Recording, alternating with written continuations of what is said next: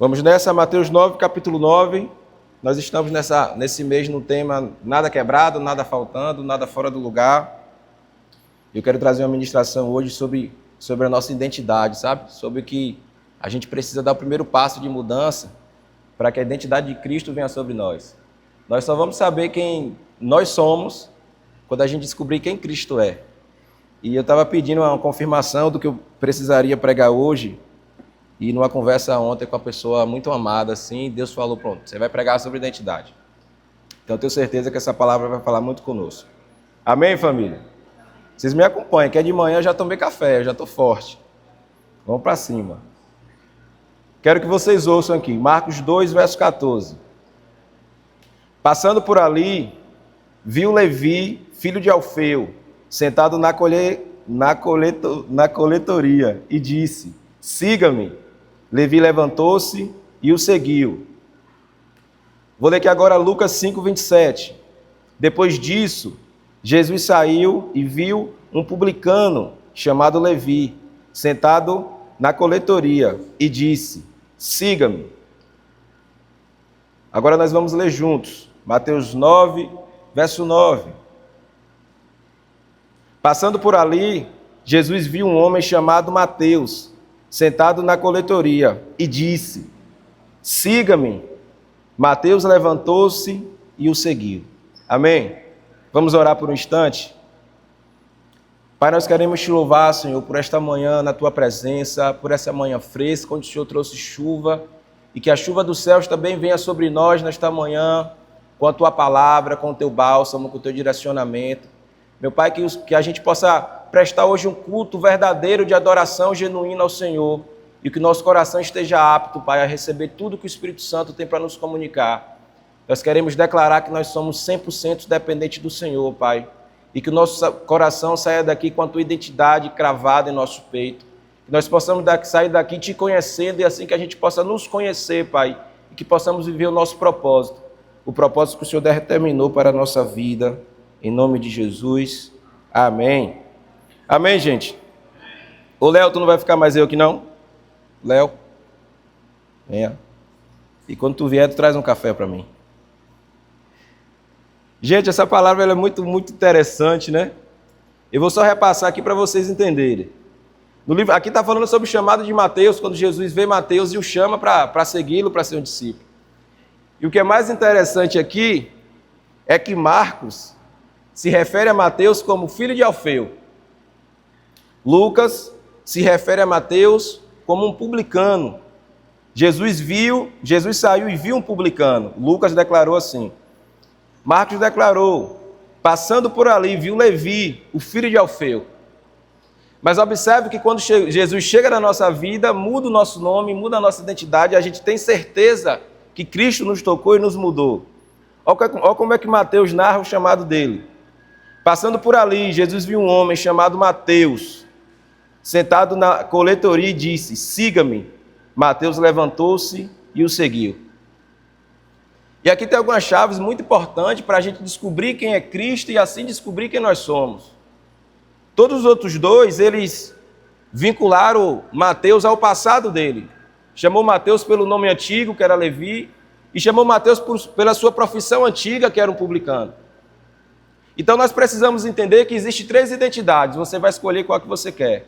Existe a identidade que a gente pensa a nosso respeito.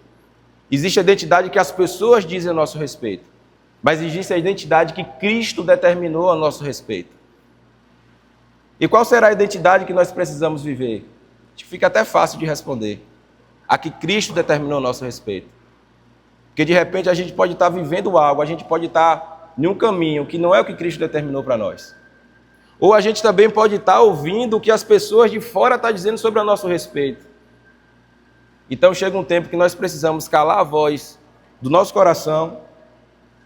Nós não podemos calar as vozes externas, mas nós podemos decidir não dar atenção a elas.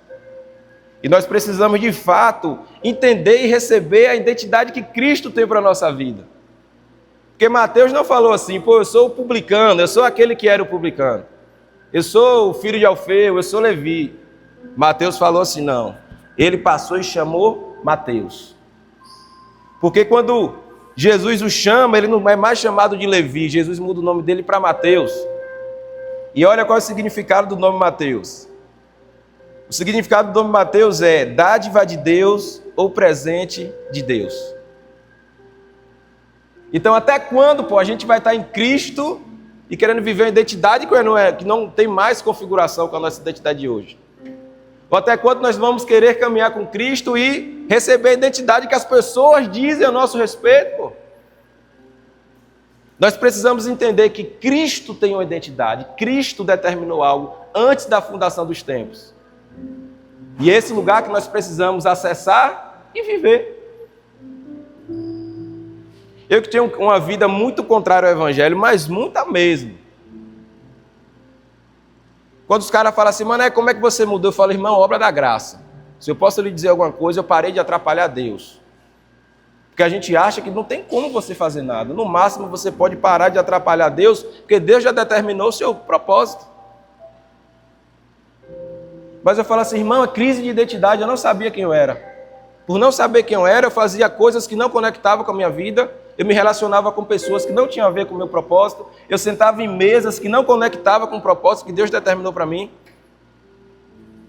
Então o primeiro passo para a gente descobrir quem nós somos é descobrir quem Cristo é e aceitar receber essa paternidade, receber essa identidade de Cristo.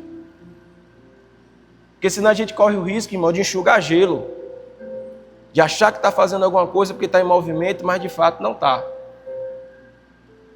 É Jesus Cristo fala assim, tu tem que ir para Santo Estevão, e você vai pegar 324 em direção para Salvador. Você está até se movendo, mas está na direção contrária. Porque você não sabe quem você é. Porque você não sabe quem Cristo é. Quantas pessoas estão em situações que não é para estar, em mesa que não é para estar, por conexão com pessoas que não é para estar, porque ela não sabe quem ela é. Ou aceitando situações porque, não sabe, não sei quem eu sou. Se eu não sei quem Cristo é, eu não sei quem eu sou, então o que vier é lucro. Se estiver assim, tá bom, se estiver assado, também tá bom. 3 identidades, a que nós pensamos a nosso respeito, o que as pessoas dizem a nosso respeito e o que Cristo determinou a nosso respeito. Sabe quando a palavra de Deus diz assim? Que a vontade de Deus ela é boa, perfeita e agradável. O que eu acho engraçado é que os coaches usam muito isso, né? Romanos 12:2. Só que deixa eu lembrar um negócio para vocês. Não é a sua vontade e a minha. A palavra diz assim, que quando o Espírito Santo nos renova, ele nos dá uma nova mentalidade. Nós descobrimos qual é boa, perfeita e a vontade de Maneco, a sua, é a vontade de quem? De Deus. Só que aí, de tanto ouvir falar, a gente acha que a vontade de Deus é a nossa. E a gente não entra no trilho da transformação e do processo. A gente tem medo de entregar aquilo que Deus precisa, que nós entregamos para que a nossa identidade seja revelada. Então entenda, para descobrir a boa e perfeita, agradável vontade de Deus, não é a minha vontade. Porque já pensou em você, se fosse pela nossa vontade, eu nem tinha levantado da cama ainda, eu já estava dormindo. Ainda mais que ontem eu fui dormir bem tardão. Vocês também, possivelmente estava a gente, todo mundo na cama ainda. Mas para saber quem Cristo é, para saber quem nós somos, nós precisamos aceitar a palavra que Deus tem sobre a nossa vida. E aqui eu tenho um trilho tenho 3 fatores aqui para a gente discernir sobre esse caminho de você descobrir quem Cristo é, de você descobrir quem você é. E aí tem um passo que é também muito desafiador, que é de permanecer. Eu preguei sobre isso na Fragamaia. É muito fácil mudar, mas o difícil é permanecer. É muito fácil a gente ir lá na academia e pagar mensalidade, mas difícil é o cara levantar para ir para a academia todo dia. É muito fácil até a gente vir aqui, levantar a mão, fazer uma aliança com Cristo, mas difícil é você receber a identidade e permanecer em Cristo com todos os desafios que a gente vai enfrentar. Porque a matemática de Cristo é assim, você quer ganhar, então perca, entregue, se disponha, se disponibilize, vá. Quando Deus foi fazer Eva, isso aqui é muito engraçado, velho. Deus podia fazer Eva de qualquer jeito, todo jeito. Mas Deus falou assim, não, eu vou tirar uma costela de Adão, para o homem entender que para você ganhar, primeiro você tem que entregar.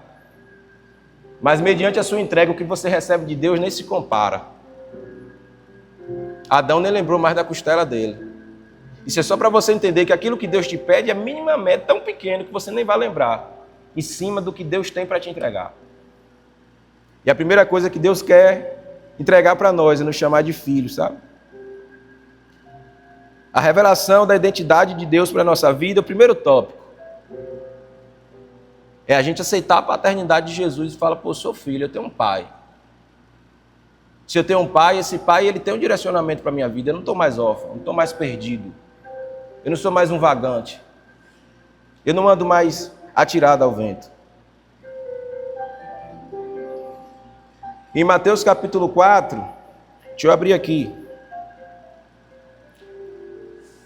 Se você tiver bom, aí abre também comigo. Só para a gente entrar no primeiro tópico.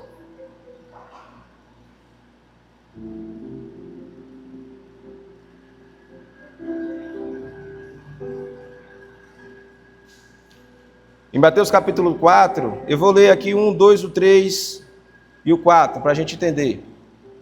Em seguida, Jesus foi levado pelo Espírito ao deserto para ser tentado pelo diabo. Depois de jejuar 40 dias e 40 noites, teve fome. E o tentador aproximou-se dele e disse, se és filho de Deus, ordena que estas pedras se transformem em pães. Jesus respondeu, está escrito, nem só de pão viverá o homem, mas de toda a palavra que procede da boca de Deus. Observe que Satanás poderia tentar Jesus em qualquer outra área, mas a área que Satanás tenta Jesus é a mesma área que Satanás tenta a gente todos os dias hoje. É ferir a identidade de filho que Deus já nos deu. Eu sou pai de 4 meninos. Oscar está aqui, meu filho. Eu sei a importância da minha paternidade sobre a vida dele. É essa a importância de direcionamento, de porto seguro, de abraço. Se o bicho pegar, eu vou ligar para meu pai. Que você precisa ter com Deus. Você precisa até parar de chamar Deus de Deus e começar a chamar Deus de Pai. Depois, Satanás vai oferecer um reino terreno a Jesus. Depois, Satanás vai oferecer poder. Mas primeiro, Satanás fere a identidade de filho. Se tu és filho de Deus, transforma a pedra em pão e come. Vamos voltar um capítulo aí, capítulo 3. Deixa eu lembrar o versículo.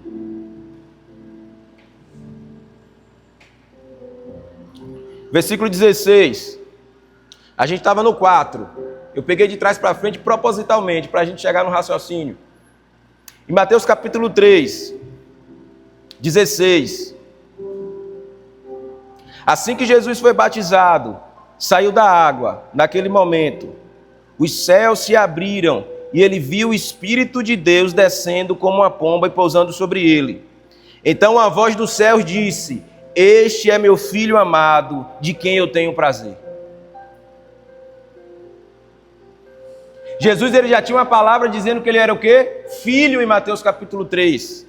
Aí na cena seguinte, a Bíblia diz, e o Espírito, quem foi que conduziu Jesus? O Espírito Santo que ele recebeu agora o conduz. É o próximo, não é o último esse, tem outro. A gente vai chegar no passo do Espírito Santo. Mas entenda que Jesus ele recebe essa palavra de filho, e aqui no passo seguinte, Satanás já está dizendo, se tu és filho. O que é que você precisa entender? Que essa mesma palavra aqui, que os céus se abriu e foi liberada sobre a vida de Jesus, é a mesma palavra que o Senhor libera sobre a minha vida e sobre a sua. Nós somos filhos amados de quem Deus se agrada, de quem Deus tem prazer. Isso para mim é uma crise até porque a gente fala como é que um Deus perfeito escolhe pessoas imperfeitas para fazer a sua obra. É para a gente entender que não é sobre nós, mas que é sobre o Senhor, sabe? Que mediante as nossas imperfeições, o Senhor nos escolheu. E Ele vai nos aperfeiçoar todos os dias. Mas eu oro nesta manhã, para que assim como um dia, como hoje, de novo, Deus confirmou isso muito forte no meu coração quando eu cheguei aqui. Que a gente tenha a convicção que nós somos filhos de Deus. E que nenhuma palavra de Satanás ou de pessoas que pode estar apontando o seu passado ou sua antiga profissão, seja lá o que for, nada disso venha corromper a identidade de filho que Deus te deu. O céu se abriu sobre você. Você tem uma palavra, eu tenho uma palavra, eu sou filho de Deus. E mesmo cheio de defeitos, mesmo numa vida que a gente pode ter tantas coisas para melhorar, isso é uma crise para nós, mas isso é graça de Deus sobre a nossa vida. A gente precisa continuar caminhando e buscando aperfeiçoamento em Deus. Léo do Vale fala assim: Maneco, eu não desisto de ser transformado por Deus. É uma frase que eu repito também todos os dias: eu não desisto de ser transformado por Deus. Não desista de ser transformado por Deus.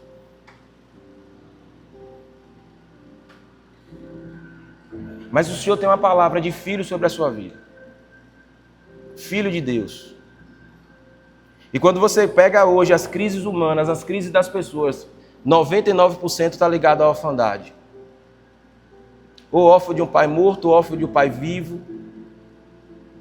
Se você levantar os índices de criminalidade, de miséria, de desgraça no mundo, pode ver que teve um problema de paternidade por trás. Eu falo paternidade aqui, eu falo até em geral. Paternidade aqui inclui pai, inclui mãe. Mas observe como nós, tendo tudo, tendo psique, um cognitivo, a inteligência, tendo tudo, saúde, tudo em dias.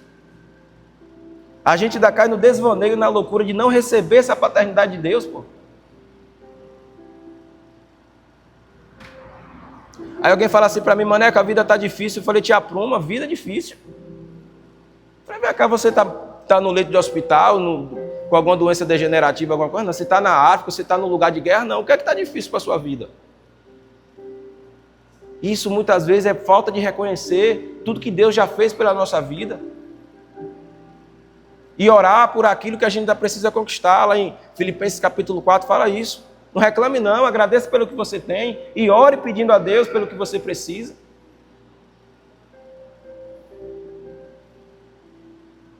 Eu vou abrir um parêntese aqui. Nós estamos correndo um sério risco. Sabe qual é o risco? Todo mundo está criando um Deus para você.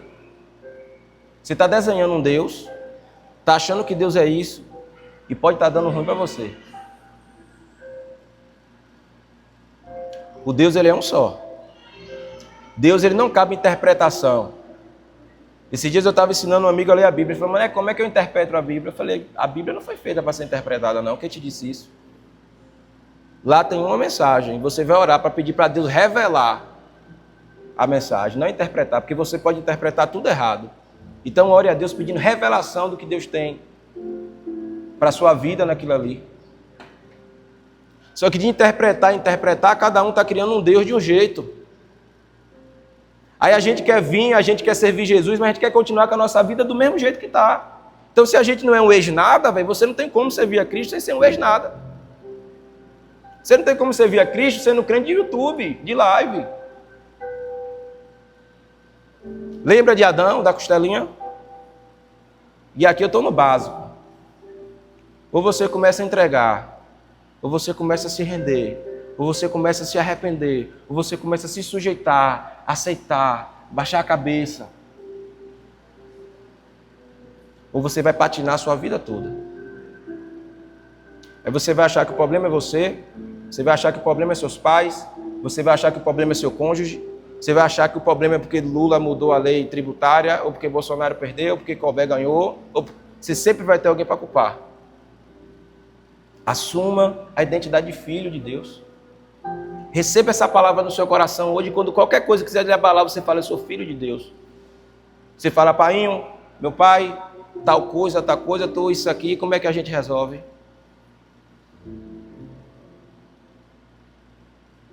Amém, família? E mediante a isso aqui, a palavra fala algo que é muito poderoso, a gente está esquecendo. Quando eu me converti, tinha isso mais.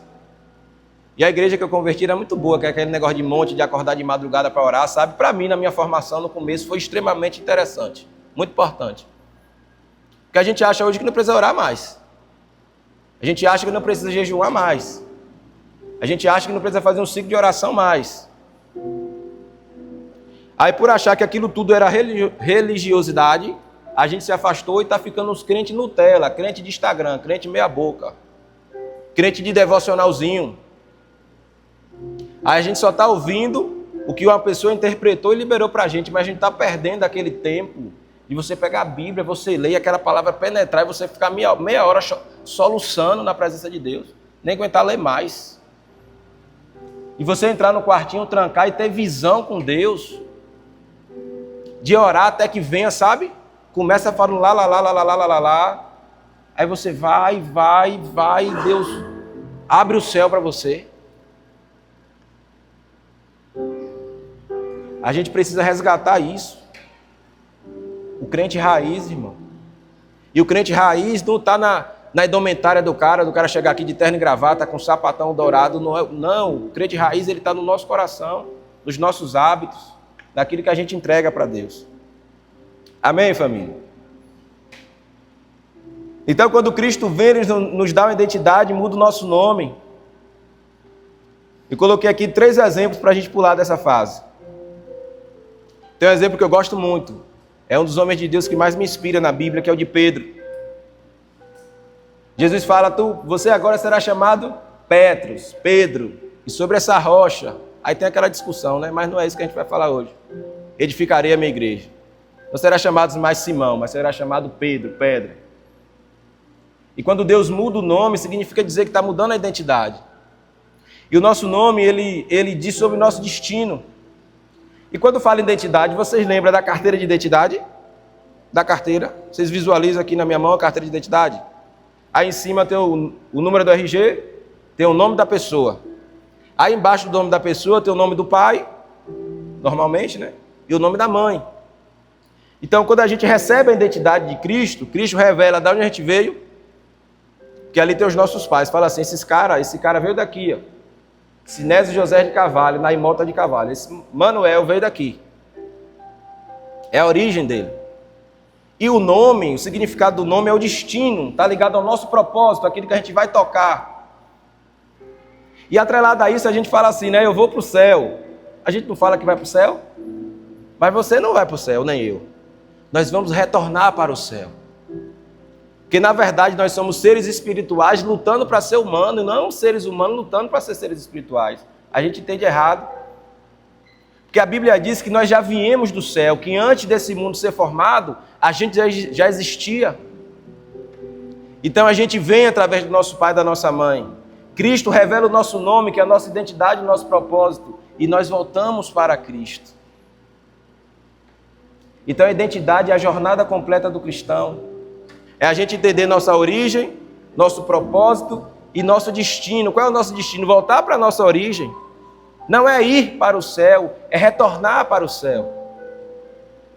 É retornar para reinar com o Senhor. E sobre a eternidade,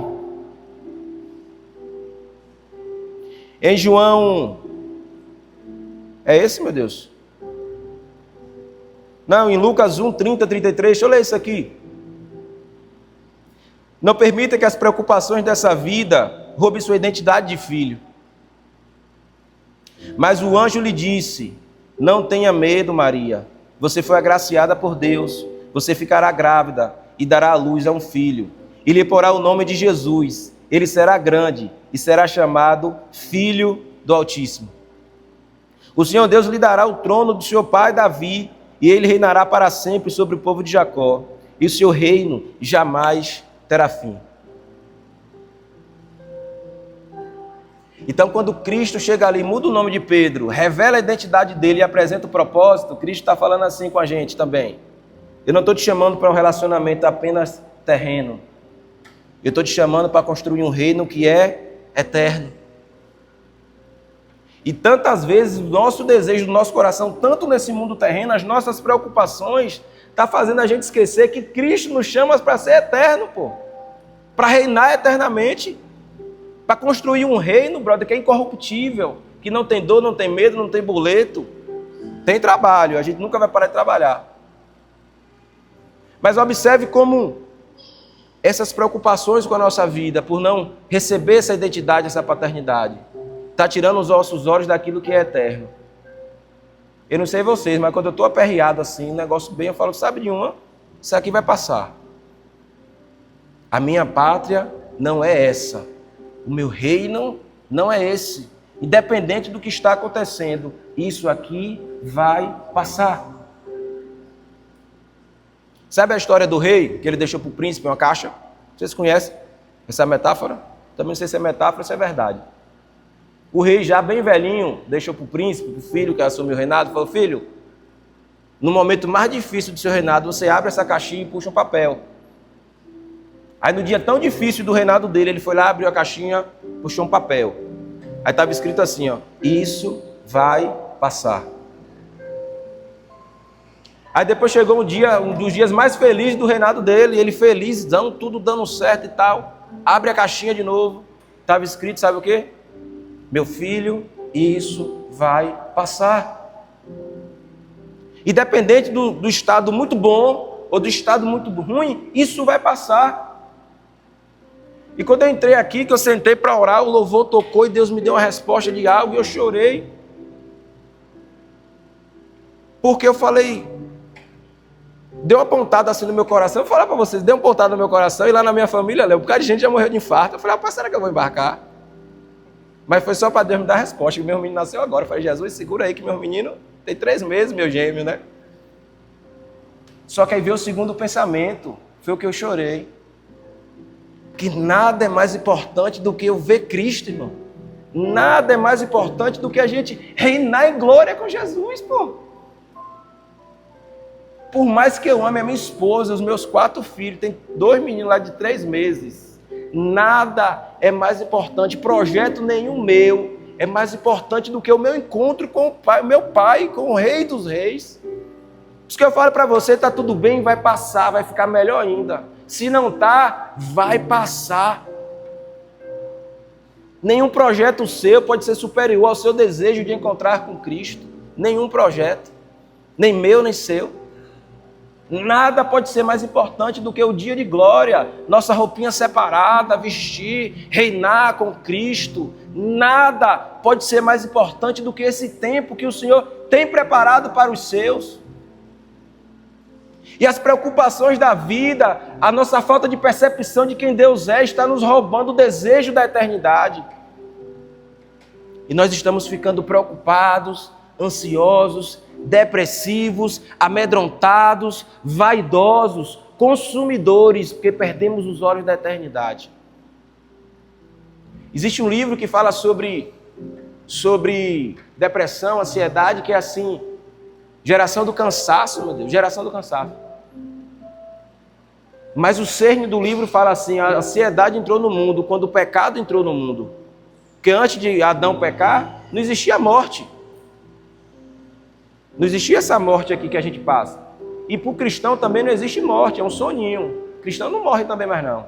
Porque a gente não foi feito para morrer. Sabe por que pode enterrar um velho de 120 anos e a gente vai chorar? Porque o cristão não foi feito para morrer. Isso aqui foi o pecado que corrompeu.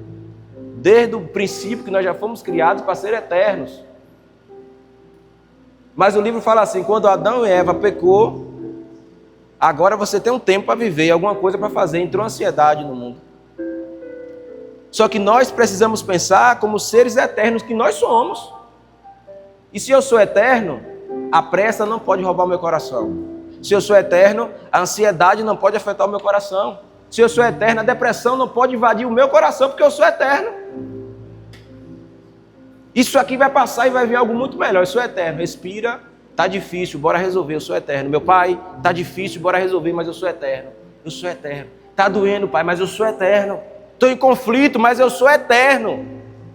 Eu sou eterno.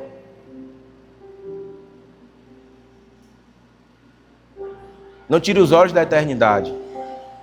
Nós não podemos tirar os olhos da eternidade. Amém? Glória a Deus. Teve outro também que Deus mudou o nome. E o engraçado de Pedro é que assim, eu converso com muitas pessoas que fogem de Deus, né? Você está fugindo de Deus? Tem alguém aqui? Tipo assim, você já sabe que a pegada não é essa, que você tem que entregar sua vida a Jesus, renunciar, deixar Deus desintoxicar a sua vida. Você já sabe. Aí está resistindo a Deus. Tem muita gente assim resistindo a Deus. Aí Deus mudou o nome de Pedro, né, que eu falei. Aí o que é muito engraçado é que A gente acha que Pedro abandonou Jesus, mas Pedro foi o único que estava até o final com Jesus ali. Antes de Jesus ser crucificado. Pedro ficou de longe, observando tudo. Aí os caras pegam Pedro e falam assim, Pedro, você é um deles? Pedro, não, eu nem conheço o cara. Aí chega outro, você é um dele, porque você fala igual a ele. As suas roupas são igual a dele. Esse sotaque aí é, como que diz assim, esse sotaque seu é da Bahia, não tem como você não dizer que é galileu, não. E Pedro vai e nega, os caras pegam Pedro, dá uma coça, né? Mas entenda, você que está fugindo de Deus, para de fugir de Deus. Porque você já tem a roupa de Deus, você já tem as características de Deus, você já tem a paternidade de Deus. Até quando você vai ficar fugindo de Deus só para apanhar? Porque Pedro só fugiu de Deus para apanhar. E de repente Deus está te chamando para um particular hoje. Como ele chamou Pedro, falou, Pedro, tu me ama? Amo, gente. Pronto, meu irmão, chega para o lado de cá. Então se você está resistindo a Deus, de repente o dia de você se render a Deus é hoje. Até quando você vai ficar negando e apanhando, passando vergonha, negando e apanhando, repetindo ciclos na sua vida e não sai do lugar? Porque tem resistido àquilo que Deus já te comunicou. E Abraão, que é o chamado amigo de Deus, o pai da fé, que teve seu nome mudado também. E ele era chamado Abrão, e Deus falou assim, ó, sai do meio da tua terra, do meio da tua parentela e vai para um lugar. Não é para você levar ninguém. Só que até o 13, ali o 14, ele ainda levava Ló com ele, que era o sobrinho.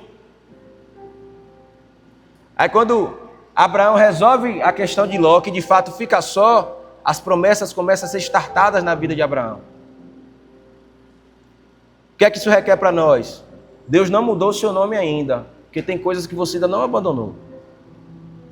Deus ainda não tocou na tua identidade, porque tem coisas que você ainda não abandonou. As promessas ainda não foram startadas que Deus já te deu, não é porque Deus te abandonou.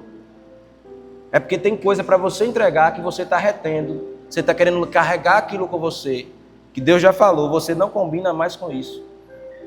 Deus não falou assim, Abraão, leva uma pessoa da tua família. Deus falou, Abraão, ninguém. Aí ele caminhou com Ló. Aí Ló foi para Sodoma e tal, vocês conhecem a história.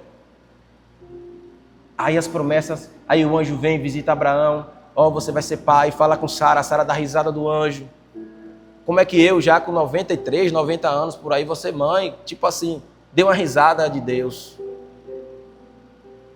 Mas entregue hoje.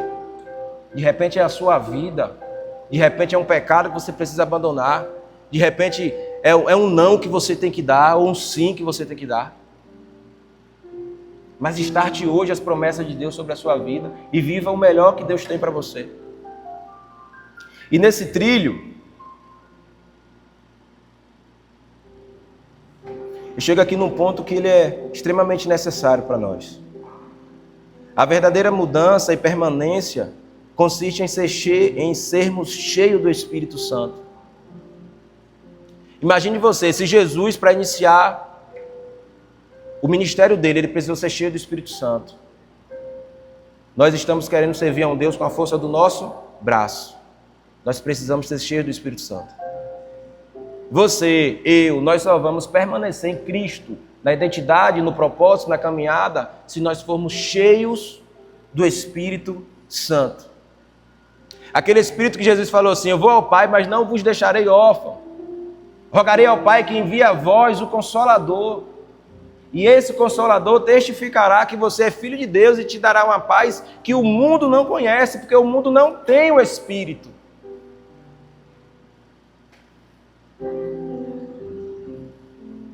Aceite ser cheio do Espírito Santo. Sabe o que é você ser cheio do Espírito Santo? É assim, ó, um exemplo. Quantas vezes, pô, Satanás já falou assim, Maneco, vai pro reggae de novo, pô. Vai pro reggae, esse negócio de Deus não existe, isso é coisa que inventaram. Só que você tem a sua vida de comunhão com Deus, você é cheio do Espírito Santo. Aí você fala, pô, mas se Deus não existe, por que eu oro em línguas? Mas se Deus não existe, por que aquele dia Deus me usou na vida da pessoa? Mas se Deus não existe, por que aquela pessoa onde liberou uma palavra na minha vida e deu certo? Mas se Deus... Aí o cara sai daqui, bicho ruim. E o Espírito Santo está aqui no seu coração. Porque a Bíblia também fala em Efésios que o Espírito Santo é o penhor da salvação, ou seja, é a confirmação de que nós somos filhos de Deus, é o Espírito Santo. Que os caras ensinam errado, falam assim, você já está selado, esqueça isso. Não é isso não. Ali é Deus falando assim, quando tiver qualquer coisinha, lembra que o Espírito Santo ele habita aqui dentro de você. O Espírito Santo é o teu GPS, é o teu consolador, é o que testifica a minha presença em sua vida, na minha vida. E nós buscamos intimidade com tantas coisas, com tantas pessoas, estamos esquecendo de ser íntimos do Espírito Santo. E como é que faz para ser íntimo do Espírito Santo? Arrepender dos pecados. Sem arrependimento não tem intimidade. Sem verdade no relacionamento, não tem como ter avanço. Deixa eu ler um texto, para a gente caminhar para finalizar.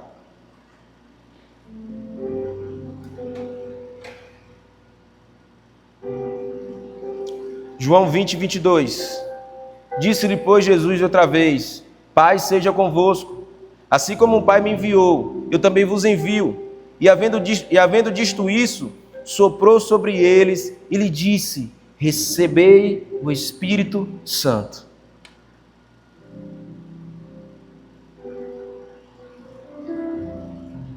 Aqui Jesus, quando ressuscita, ele está ali entre os seus discípulos.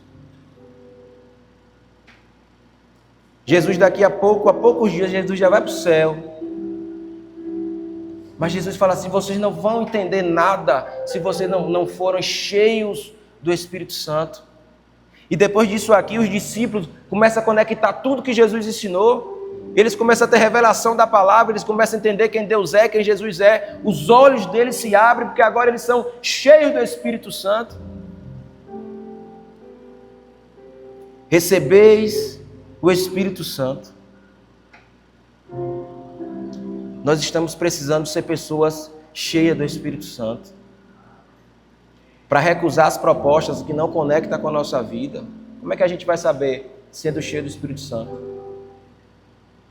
Para que as setas de Satanás não venham ferir a nossa identidade de filho, nós precisamos ser o quê? Cheios do Espírito Santo. A relação com o Espírito mantém a certeza da identidade. A confirmação da palavra que Deus liberou sobre a nossa vida. Nós só vamos ter constância, entendimento, continuidade se formos cheios do Espírito Santo.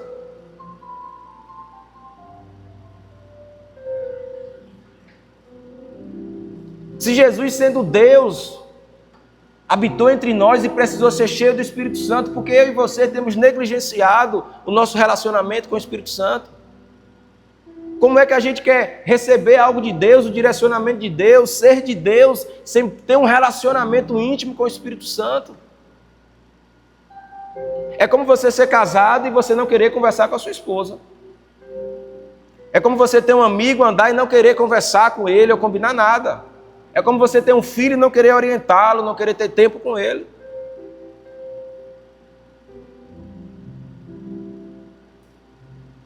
Você só vai saber quem você é quando você saber quem Jesus é. Você só vai continuar sendo o que Jesus quer que você seja se você for cheio do Espírito Santo. Esse é o trilho da jornada do cristão.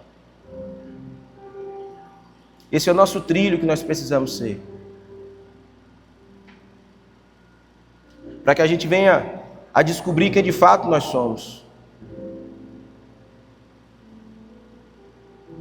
Para que nenhuma raiz de amargura venha a consumir o nosso coração. E quando eu olho para nós, para a nossa geração, nós somos a geração que tem mais ferramenta. Nós somos a geração mais inteligente. Nós somos a geração mais tecnológica. Mas eu acho que nós somos a geração que menos ora, que menos jejuma, que menos lê a palavra. Nós somos a geração que compra muitos livros, mas que quase não lê eles. O que é que tem roubado você? O que é que tem tirado você do lugar de filho? Do lugar do secreto? Do lugar de relacionamento? O que foi que te afastou desse ambiente, ou o que é que impede você de adentrar no Santo do Santo e ter uma comunhão elevada com seu Pai, de saber quem você é em Cristo Jesus, de conhecer, de saber o seu destino, de celebrar em Cristo aquilo que Cristo determinou para a sua vida. Até quando você vai se enganar? Até quando você vai ser enganada? Por não querer abrir mão, por não querer entregar, por estar tão firme nas suas convicções que aquilo que Deus fala não faz mais sentido. Ou achar que Deus é um amuleto. Hoje as coisas estão um pouquinho ruins, eu vou na igreja, eu vou ouvir o louvor. Deus não é seu amuleto. Deus não é um band-aid, Deus não é um anador. Deus é aquele que Ele trata na raiz. Deus não vai podar suas folhas para deixar você bonitinha com a raiz doente, não. Deus, Ele quer nos curar pela nossa raiz.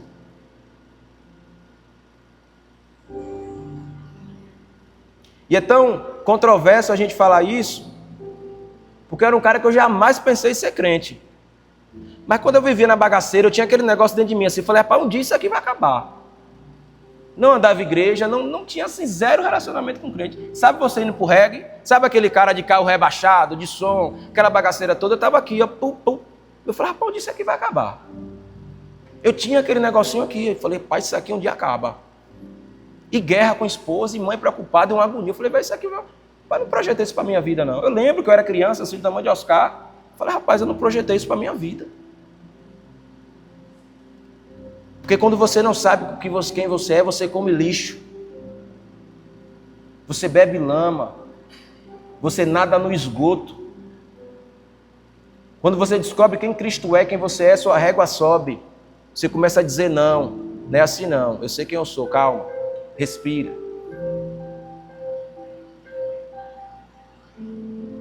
Eu costumo dizer, você só tem oportunidade de viver para Deus aqui. Você só tem oportunidade de empreender aqui. Você só tem oportunidade de ser esposa, de ser esposo aqui, de ser pai, de ser mãe. Sua oportunidade aqui. No céu não vai precisar e no inferno também não. A sua oportunidade e a minha é chamado hoje. Esse tempo, século 21, 2025. Ou você vai fazer, ou você não vai fazer. Ou você vai sofrer para fazer, ou você vai sofrer e se desesperar porque não fez. Então faça. Mete o pé na porta, confia em Deus, confia na palavra que Deus liberou para a sua vida, confia na identidade que antes do mundo ser formado, Deus determinou para você. Vamos ficar de pé para a gente finalizar? Aleluia. Glória a Deus. Vou ler um texto aqui sobre o Espírito Santo para a gente finalizar. Eita, o aplicativo me mordeu todo aqui agora. Aqui, achei. Romanos capítulo 8. Não queria que você abrisse não, queria que você ficasse de pé. Para a gente orar aqui e finalizar. Vocês estão comigo? Glória a Deus. Essa palavra está fazendo sentido para nós hoje? Amém. Quando eu recebi esse texto assim de Mateus, esse texto falou demais para mim. Porque a gente sempre tem a opinião dos outros. Você pode ser o cara perfeito, mas sempre vai ter alguém que vai lhe apontar só seu defeito. Ou a gente pode estar já numa vibe muito boa, com tudo construído, mas a gente sempre vai olhar para nós mesmos e achar que a gente está lá embaixo, né? Por isso que é bom aceitar o que Deus tem para nós. Lucas 9, 27, essa palavra marcou assim quando eu me converti. Que Jesus fala assim, isso é a palavra de Jesus. Aquele que quiser vir após mim, negue a si mesmo todos os dias. Tome a sua cruz e siga-me. Do que vale você viver uma vida e perdê-la? Aquele que ama o mundo vai perder, mas aquele que perder a sua vida por amor a mim, esse a ganhará. E tem uma tradução que fala assim, do que adianta você viver um estilo de vida que só está prejudicando você e as pessoas à sua volta? Negue-se a si mesmo. Tome a sua cruz e siga-me. E cruz é propósito. Na igreja católica eu aprendi que cruz era você pegar uma madeira, botar nas costas e fazer uma penitência. Não é isso não. É você aceitar o seu propósito, porque a cruz foi o propósito de Jesus. Amém? Fica aí que eu vou achar o texto.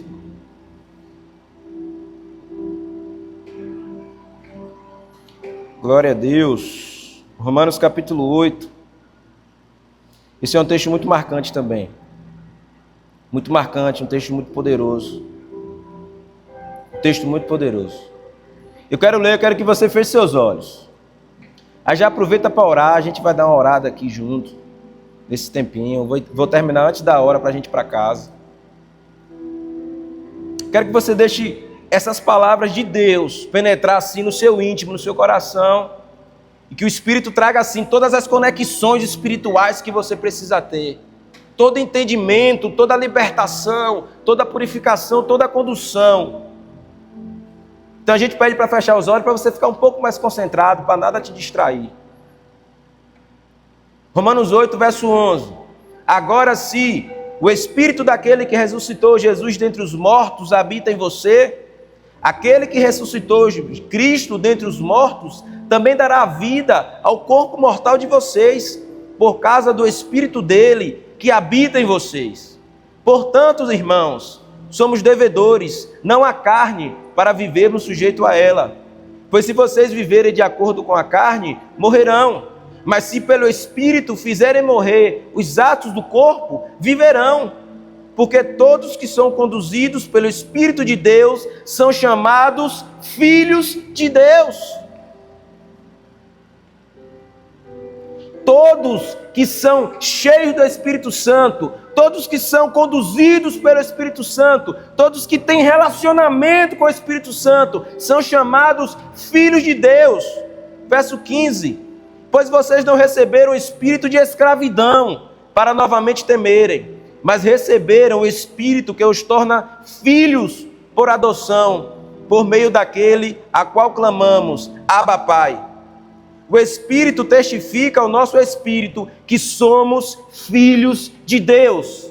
E se somos filhos, também somos herdeiros de Deus e co-herdeiros com Cristo. Se de fato sofremos com Cristo, também com Ele seremos glorificados.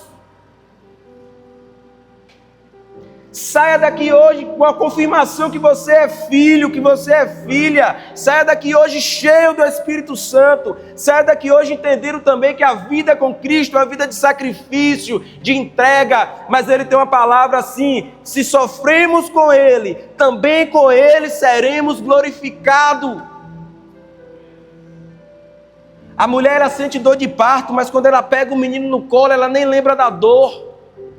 Porque o sacrifício que nós temos que entregar para Jesus, ele é muito pequeno diante da glória que está por vir, da glória que já chegou sobre a nossa vida. Vamos cantar um louvor, Léo, para a gente orar? Deixa esse louvor ministrar o seu coração.